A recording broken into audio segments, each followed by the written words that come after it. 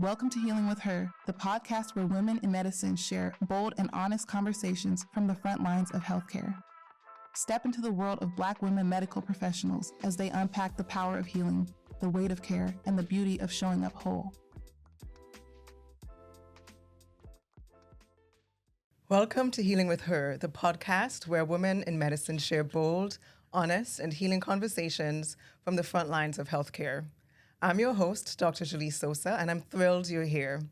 Whether you're a healthcare professional, someone passionate about wellness, or someone who's looking to gain more knowledge about your own health and well-being, you'll find stories here that resonate, educate, and inspire. This podcast was born from a shared truth. Healing isn't just about medicine, it's about connection, listening, and leadership. And who better to lead that conversation than women physicians? Our disclaimer is that the information shared today on Healing with Her is intended for educational and information purposes only. It is not a substitute for professional medical advice, diagnosis, or treatment. Always seek the guidance of your physician or other qualified healthcare provider with any questions you may have regarding your health. The views expressed by the hosts and guests are their own and do not necessarily reflect those of their institutions or employers. Today we are so excited. It's June. Today I have with me my co-host, Dr. Pamela Reed. How are you doing today, Dr. Reed? I'm well, thank you, Dr. Sosa. How are you? I'm well. It's so nice to see you and be back on the pod. And it's June, which is Men's Mental Health Awareness Month. And we felt it's so important to have one of our male colleagues come join us here to chat a bit more about this. And so I want to introduce the man, the legend, the one of many wonderful bow tie, Dr. Timothy McDaniel. It's so nice to have you. Thanks for having me. Yeah, we're so glad that you came. Dr. McDaniel is a great encourager of mental health wellness, balance in our lives. And we've just found it so fitting to have you here to speak to our male audience in this month about what mindfulness means and how they could incorporate mindfulness practice in their lives. And so we want to kick it off by asking you, I guess I should step back a little bit before asking you. We need to get the credentials going. How could I not? Dr. Timothy McDaniel is an internist, an internal medicine physician with the University of Buffalo. And I believe you work at the ECMC Internal Medicine Center. Correct. Am I correct? Yes. We're neighbors. I see you walking around the campus. So he doesn't just talk the talk, he walks the walk, quite literally. I see him walking around ECMC during his lunch, making sure he gets his steps in and spending some time outside, which is really inspirational while I'm still in the clinic trying to finish notes. But now that the sun's out, I'll try to be more like you. So let's get started. What really started you in this journey of mindfulness? Work-related stress. Yeah. Probably about around COVID. Things are going on at work, feeling overwhelmed, feeling that I had a lot on my plate. So I started looking for ways to manage the stress. And I got a therapist. And the therapist told me about mindfulness. And that's what really started my journey. Yeah. And I love that you mentioned having a therapist, because I think that's something that we need to be more okay with, normalize a bit more. I find it may be something that we speak more about as women. Absolutely. I think for me as an OB, it's something we talk about a lot in obstetrics, sort of pregnancy-related mental health. I'm not so sure that we hear a lot about the benefits of therapy for men and mental health for men. I guess this is why this month exists. So thanks for sharing that too. And the fact that you took that initiative and realized, okay, this is a lot. I need some assistance in being able to cope with the plight of the world and what I have to face daily in my job while treating patients with COVID, and not, choosing drugs, alcoholism, and other things to manage or cope with stress. So that's a big thing, right? You chose a professional who could help you. Yes. Yeah. And, I was looking for a way to manage the stress. And when I was introduced to mindfulness, when you read about mindfulness, you just realize, wow, I don't have to feel this way. And it empowers you to be able to manage things, particularly the thinking, the thoughts that you have and the thinking. So yeah, it was a revelation for me. That's great. And so it's wonderful too that you continued that practice since then. And I believe we had done a panel once again, and you shared that you do incorporate it as you care for your patients too. So it helps you, but you're also using that to help your patients. Tell me some of the tools that you use to help start this practice of mindfulness.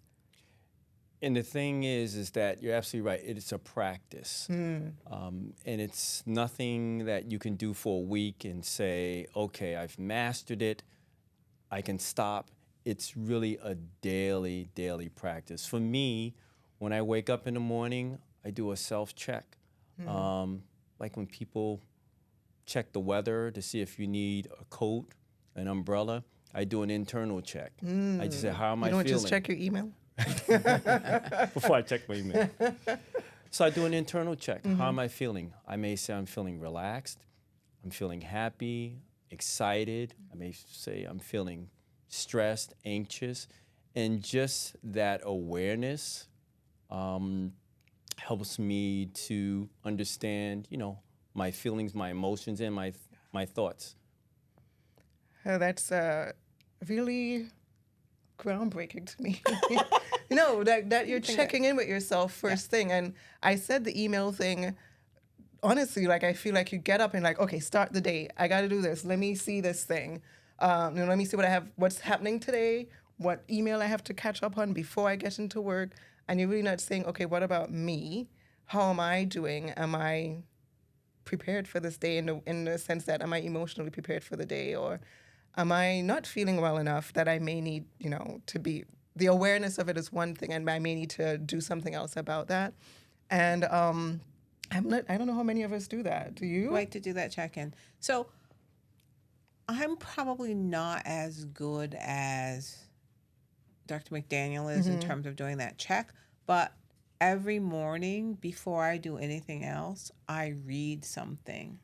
I'm an avid reader, and so for me, that's my my kind of mindfulness tool is to just immerse myself in something that I'm reading, right? And I always make sure it's something that's not no thrillers, nothing scary, nothing that will traumatize me. It's always something light, uplifting. And I do that for about half an hour every morning. It's the first thing I do. I don't look at my phone.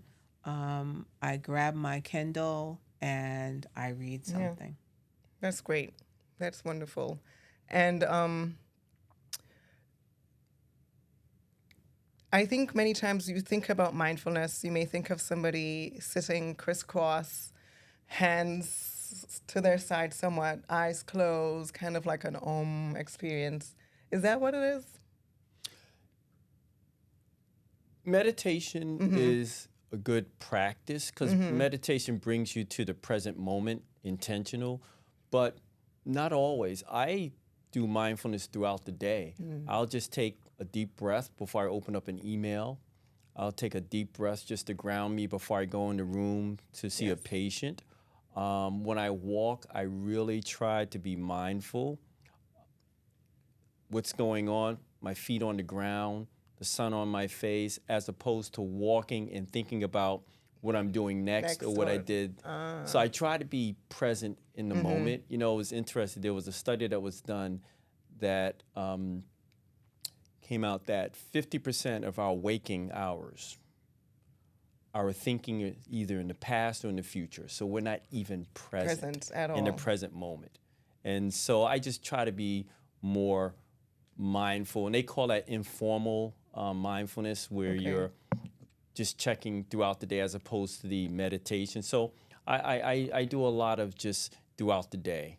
just stopping, just a short pause, taking a deep breath in, and just feeling whatever I'm feeling at that moment, my surroundings, just being aware before I move on. And that's a really critical point, because you may think that, I need to carve out these 30 minutes and I don't have time for that. I have to run around with my job or go pick up my kids or whatnot. But like you're saying, we could really just do it throughout the day in these little micro moments. It's just that awareness of, I'm here. This is what I feel. These are my surroundings. And you're tuned into now, not the past, not the future, just right now. And something that I also try to do is the mundane things of the day, brushing your teeth, making your coffee, really experience it. So these little things, driving your car. Most of us, we get from point A to point B. We don't remember the stop signs, the turns. Some days I don't know how I got home. Right. So just those little times in your mind, you're thinking we'll wander after 10, but just gently bringing it back to the present moment. And I do that hundreds of times a day. Yeah. But the real key is just to catch yourself wandering and bring yourself back to the present. And what are the benefits you're seeing from this for yourself or those that you've come across in studies? When we have that mindfulness practice, what does it do to us? What I have found is really getting to know yourself. So I picked up mindfulness, I probably was about 58, and you start to realize patterns of thought, patterns of behavior that you just were not aware of. And it's just being aware of that empowers you to say, does this work for me? If it works for me, okay, that's good. Does this not work for me? Okay, let me think of other ways of going about this. So really getting to know myself, it's amazing when you start to practice mindfulness and you start to notice things that you've never even known before about yourself. Yeah. Have you noticed anything in your mindfulness practice? I use it. I wish I was as good as Dr. McDaniel at this, but I'm just not. But what I use it for a lot is I have spinal stenosis. And so intermittently flare, pain, and I use it to introduce myself to the pain. Like, when you have pain, you try to push that pain away, and then your whole body tenses, and then things are just worse, right? And so I use it a lot to kind of visualize the pain, acknowledge that it's there, and then try to kind of settle it, right? Beneficial being a physician and knowing the anatomy, right? And I'll say, okay, it's this nerve that's firing. Let me try to, with my mind, calm that firing. Or this muscle is tight. I'm lengthening this muscle. And it has helped enormously in managing that. Because I'm really not a proponent of taking ibuprofen or Tylenol or anything really, ice, heat, and then this mindfulness of the pain existing, it's there. I'm not trying to push it away. I'm not trying to fight it. I'm absorbing it. I'm talking to it, acknowledging it, and then trying to alleviate it through the mind-body connection. Yeah. That mind-body connection is so powerful. It really is. And practices like this, I'm sure. Are you aware of any studies where we see cortisol levels decreasing in those who practice mindfulness? I haven't read any studies, but I've read books that's, there's been studies out there. I can't quote anything, but yes, there's a lot of neuroscience backing mindfulness and the benefits physiologically and the changes physiologically. Yeah. I could see a scenario, again, I feel I probably should have read an article or two, being prepared to come in. But I could see, all this talk lately about how much cortisol and stress does affect the immune system, seeing that there are more autoimmune diseases in people who experience more stress. I could see a scenario where when you have this as a regular practice, and there's so much, we can only control so much, right? So stress can come at you from your work environment, from home life, from all sorts of other things, but how you deal with it, I feel like that's the crux of mindfulness too, that you manage the things that come at you, manage the pain, you cannot control that COVID was a thing, but how do you operate in that chaotic environment? And when you do so, and those stress levels go down, that cortisol level goes down, the benefits to your overall health, your future risks Absolutely. for other conditions, whether it's heart disease, autoimmune conditions, could see where that could be pretty beneficial too. Particularly when it comes to like meditation and breath work, controlling your breathing, focusing on your breathing in different parts of your body. What I have found is that with mindfulness, the awareness is there. So before mindfulness, I would be anxious, but not really be aware that I was anxious. And so my interactions with individuals, my thinking was affected by me being anxious and not being aware of it. So really what the mindfulness does for me is just make me aware that, I'm feeling this way, and I can be happy, I could be excited, anticipating something, but just being aware of that. And therefore you have more management of those feelings and thinking. So that's what mindfulness does. The awareness is huge for me. Yeah. I could see a scenario, as we're all physicians, you may be having, maybe perhaps you have a situation where a patient is,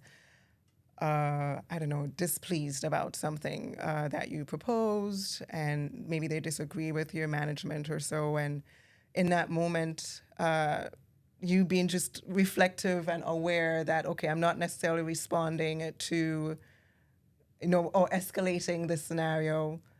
This conversation may make me upset or make me anxious because I think I'm suggesting or recommending the right thing, and this individual wants to do something else. But your awareness of that could totally change that conversation, right? Yeah, and a lot of times I'm more aware now of how am I coming across to the patient? How is the patient perceiving this? Maybe it's something in my body language, so it just makes me aware. And just being aware of how I may be perceived by the patient helps me to maybe make a pivot. So that's also helpful for me as well. Yeah, I think in our field, and I think everybody experiences stress in their job otherwise, so not that where it's particularly unique to us. But when you, I think in a people-facing type of work like we do, it is very easy to absorb things too, right? So people share their deepest secrets, their most vulnerable selves with us. And they may offload a lot of pain and anguish. There may be tears. There may be history of trauma.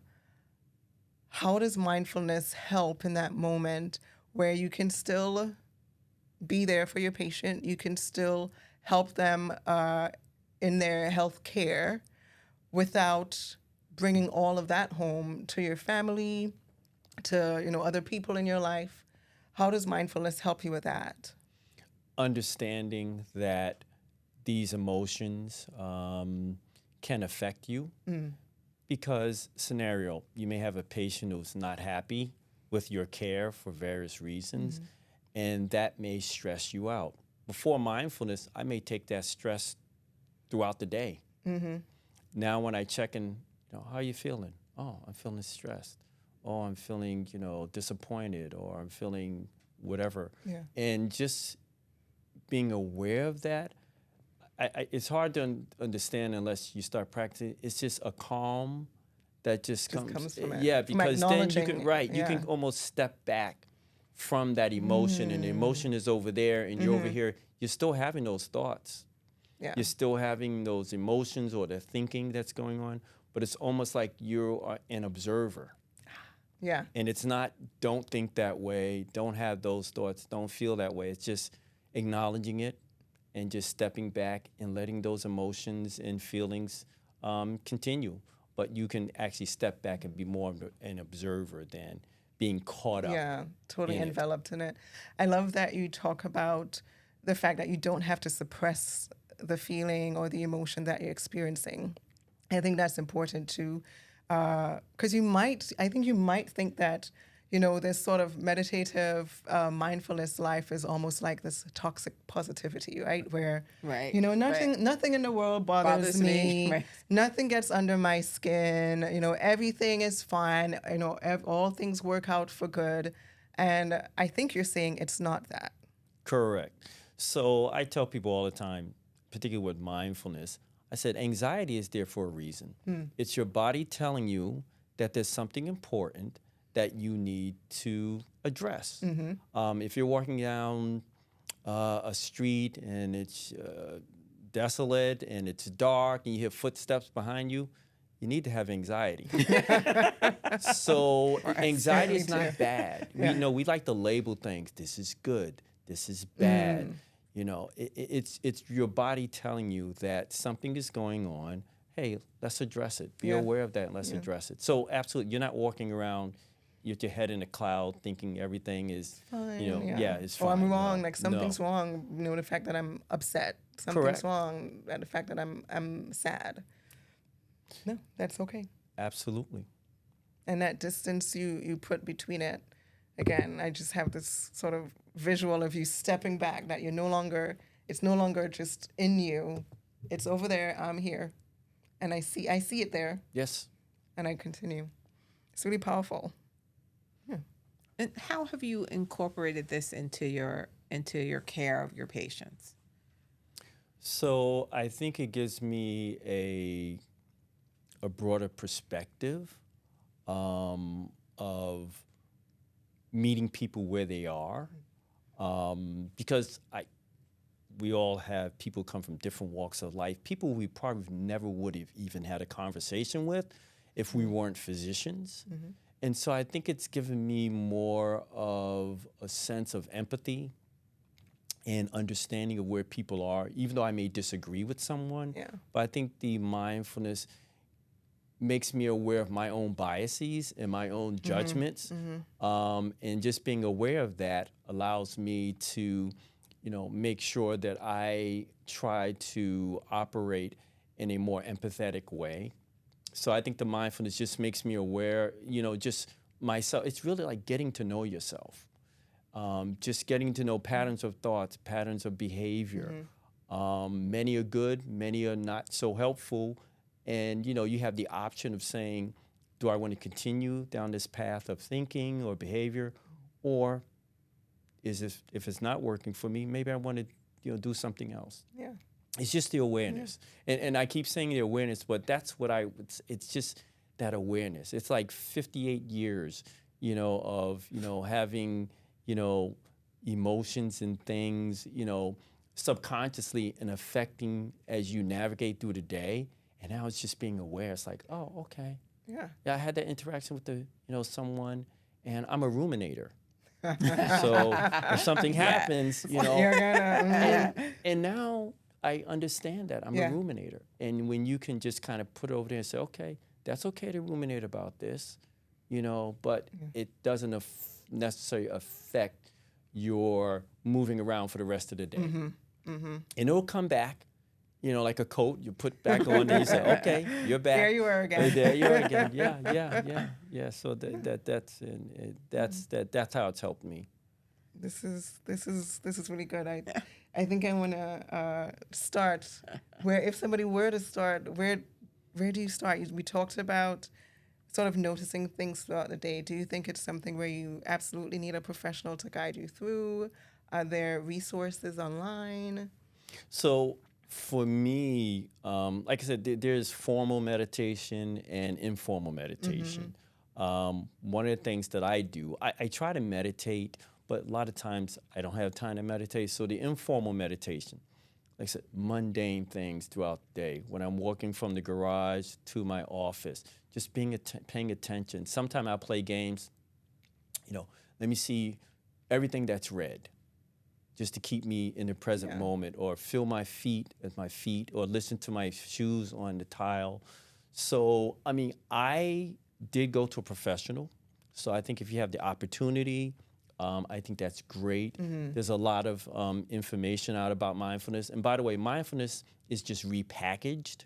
Mindfulness has been around for thousands of years. Is that so? It's just repackaged as mindfulness, but it starts out, the foundation is meditation. Okay. And meditation is very simple. Meditation is being present in the present moment. Most people use their breath because our breath is always there. So it's really about being in the present moment intentionally.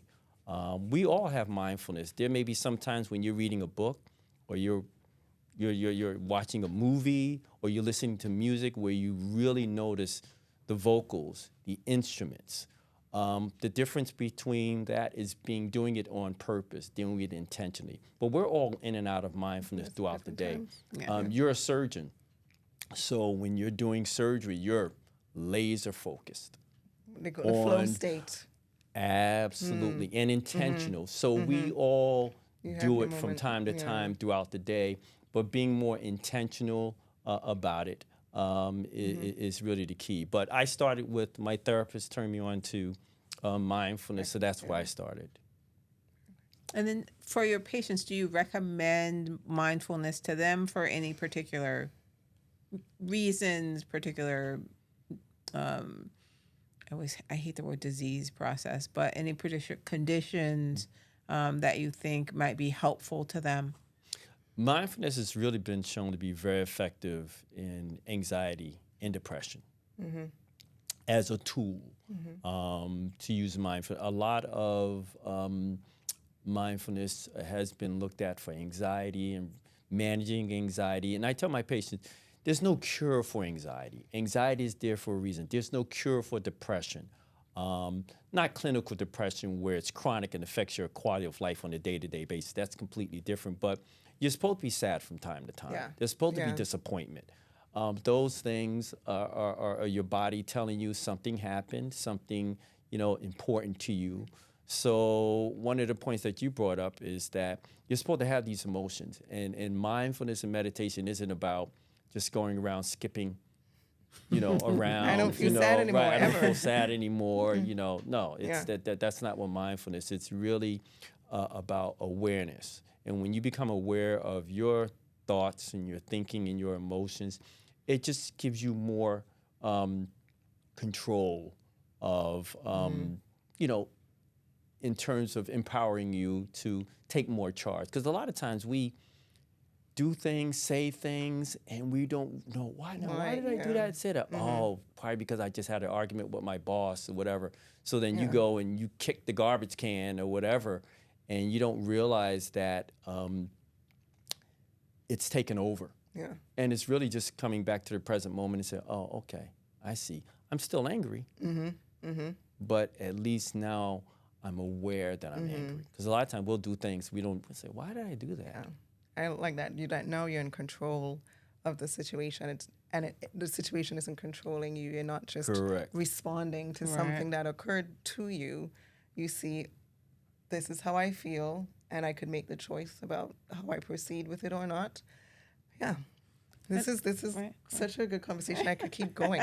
And I like the point that you made about being in a like we're all in meditative states at some point in time, because that was one of the things that I had read, because I a lot of people say I just can't focus, like I can't meditate, right? And we all can meditate because we're in meditative states all the time, like in different scenarios. So for some people, for me, I read, right? That's my form of meditation. For some people, it's music. They they get into the music and they totally zone out, and that's meditative. So there's all different types of meditation that you can do. And I think people always think, like you said, that whole sitting and, but there's all different forms of being in a meditative state to kind of calm your nervous system. Yeah, I have a neighbor who fixes cars, and I think that's his meditative state. Probably. When he's out there and his car is he does his thing on his car, and when he's out there, he's in the zone, and I could tell he's his happiest. And again, not that you have to be happy, but that's what he loves, and that's what he Right. does in his free time. And Right. And runners, they talk about that runner's high. That's meditative, right? Gardeners, yeah, very. And, people will say it's my zone space, like it's my Zen space. It's that gardening in the soil, feeling the soil, all that. And so I think people should understand that that's meditative, right? so you don't have to go sign up for something. You don't have to say, I need to pay $150, to buy this thing. I think these days so many things are packaged as you need to purchase this thing in order to achieve whatever new health or wellness that that's popular. And the fact that mindfulness is something that is every day, you just have to make that conscious decision to be aware and be in that moment. You don't need any accoutrement. You don't need anything else from no paraphernalia. You don't need to dish out any money. You just have to be Right. Be aware and to be. And with mindfulness, you're really not trying to achieve anything. And people can get caught up with mindfulness, even with That's critical, meditation. yeah. I'm trying to achieve something. It's all about the practice. Yeah. And as you practice, you never get to be an expert at mindfulness, although there may be some people who are experts at mindfulness or meditation, but it's about continual practice. And the mind is meant to wander. That's what the mind does. And not getting angry, because people sit down and say, I'm a terrible meditator. 5 seconds into it, I'm thinking about this, that, and the other. That's what the mind does. And really the key is to give yourself grace. And just the success is when you notice yourself wandering and you bring it back to the present. That's what mindfulness and meditation is all about. Notice the wandering mind and whatever you want to call it, thinking, some people say, and just bringing it back to the present. You may do that hundreds of times a day. So you're not trying to achieve anything. We all want outcomes. And, there's really no, people say, I'm a terrible meditator. No, it's just a practice. Yeah, this is something you do. For those basketball analysts, I sound like Allen Iverson. Talking about practice. But it's the practice. Yeah. It's just the practice. Yeah. Daily practice. Wonderful. What a lovely place to end.